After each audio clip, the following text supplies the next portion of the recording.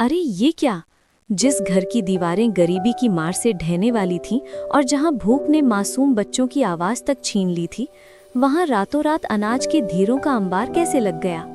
क्या सचमुच खाटू के राजा ने स्वर्ग का सिंहासन छोड़कर एक लाचार माँ की रसोई में कदम रखा था? राजस्थान के शेखावटी अंचल के एक छोटे से गांव में पार्वती नाम की एक महिला रहती थी। पार्वती का जीवन शुरू से ही संघर्षपूर्ण रहा था, लेकिन उसके मन में खाटू वाले बाबा श्याम के प्रति जो विश्वास था, वो किसी भी पहाड़ से ऊंचा था। कुछ साल पहले उसके पति की एक बीमारी के कारण मृत्यु हो गई थी और पीछे छोड़ गए थे 2 छोटे बच्चे, एक 5 साल का बेटा और एक 7 साल की बेटी। पार्वती गांव के बड़े जमींदारों के खेतों में मजदूरी करती और जो थोड़ा बहुत अनाज या पैसा मिलता उससे अपने बच्चों का पेट पालती। लेकिन उसकी सबसे बड़ी दौलत उसके घर के कोने में रखा बाबा श्याम का एक छोटा सा चित्र था। वो हर रोज सुबह शाम बाबा की आरती करती और कहती, बाबा तू तो हारे का सहारा है, मुझ अभागन का हाथ मत छोड़ना। नियति का क्रूर प्रहार तब हुआ जब गांव में लगातार 3 साल तक अकाल पड़ा। धरती फट गई थी, कुएं सूख चुके थे और खेतों में धूल उड़ रही थी। जब बड़े किसानों की फसलें बर्बाद हो गईं, तो पार्वती जैसे दिहाड़ी मजदूरों के लिए काम मिलना बंद हो गया। धीरे धीरे घर में रखा थोड़ा बहुत अनाज खत्म हो गया। पार्वती ने अपनी शादी के गहने बेचे, यहाँ तक कि घर के पीतल के बर्तन भी बेच दिए ताकि बच्चों को 2 वक्त की रोटी खिला सके। अंततः वो दिन भी आ गया जब घर में अन्न का एक दाना भी नहीं बचा। बच्चों ने दोपहर को पानी पीकर गुजारा किया, लेकिन शाम होते होते उनकी भूख ने उन्हें रुलाना शुरू कर दिया। पार्वती ने पड़ोसियों से मदद मांगने की कोशिश की, लेकिन अकाल की मार सत पर थी। किसी के पास उसे देने के लिए कुछ नहीं था। उस रात उसके बच्चे भूख के मारे सिसक सिसक कर सो गए। पार्वती की आंखों से नींद कोसों दूर थी। वो पूरी रात बाबा श्याम की तस्वीर के सामने बैठी रही। अगले 3 दिनों तक घर में चूल्हा नहीं जला। पार्वती के बच्चे इतने कमजोर हो गए थे कि अब उनमें रोने की भी ताकत नहीं बची थी। गांव के कुछ लोग उसे ताना देने लगे, पार्वती तू दिन रात उस सांवरे का नाम जपती है, क्या तेरा भगवान ऊपर से खाना गिराएगा? जा किसी अमीर के पैर पकड़ ले, शायद कुछ मिल जाए। लेकिन पार्वती का विश्वास डगमगाया नहीं। चौथे दिन की शाम को उसने बाबा की तस्वीर के सामने हाथ जोड़कर अपनी अंतिम अर्जी लगाई। वो रोते हुए बोली, बाबा लोग कहते हैं कि तू शीश का दानी है। तूने धर्म की रक्षा के लिए अपना सिर काट कर दे दिया था। आज मेरी और मेरे बच्चों की लाज तेरे हाथ है। मुझे भूख की चिंता नहीं, पर इन मासूमों का क्या कसूर?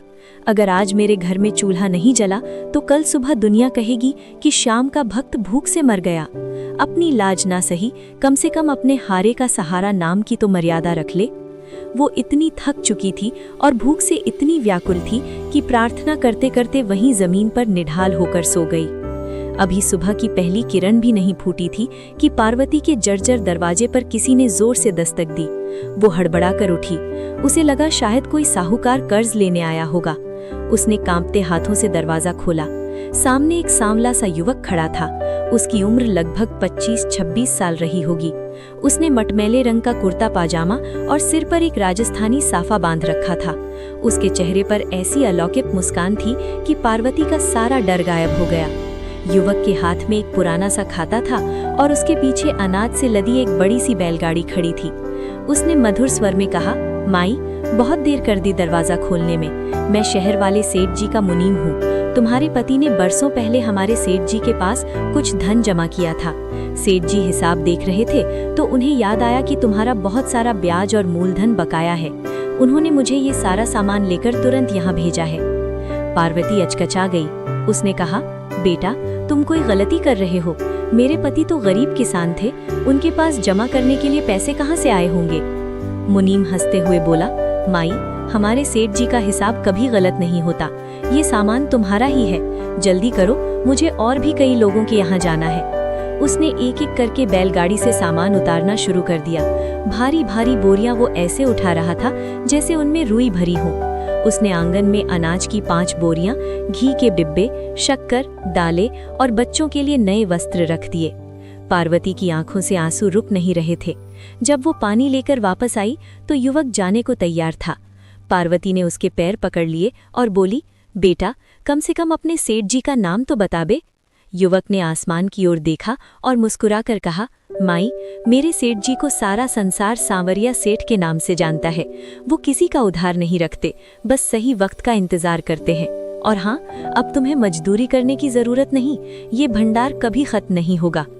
इतना कहकर वो बैलगाड़ी लेकर धुंध में ओझल हो गया।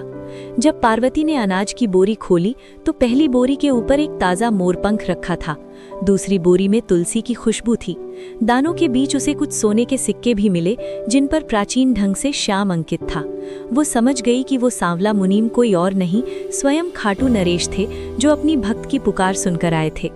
उस दिन के बाद पार्वती के घर का भंडार कभी खाली नहीं हुआ। उसने अपना जीवन गरीबों की सेवा में लगा दिया। वो अनाज जितना बांटती उतना ही बढ़ जाता। आज भी ये कथा सुनाई जाती है, परिस्थिति चाहे कितनी भी विपरीत हो, ईश्वर पर विश्वास कभी कम नहीं होना चाहिए। भगवान धन दौलत से नहीं, बल्कि सच्चे भाव और आंसुओं से पिघलते हैं। वो किसी भी रूप में आ सकते हैं, एक मुनीम, एक अजनबी या एक साधारण मददगार बनकर। जब दुनिया कहती है कि सब खत्म हो गया, तब बाबा श्याम मुस्कुराकर कहते हैं, अकेला नहीं है तू, तेरा यार खड़ा है। हारे का सहारा बाबा श्याम हमारा।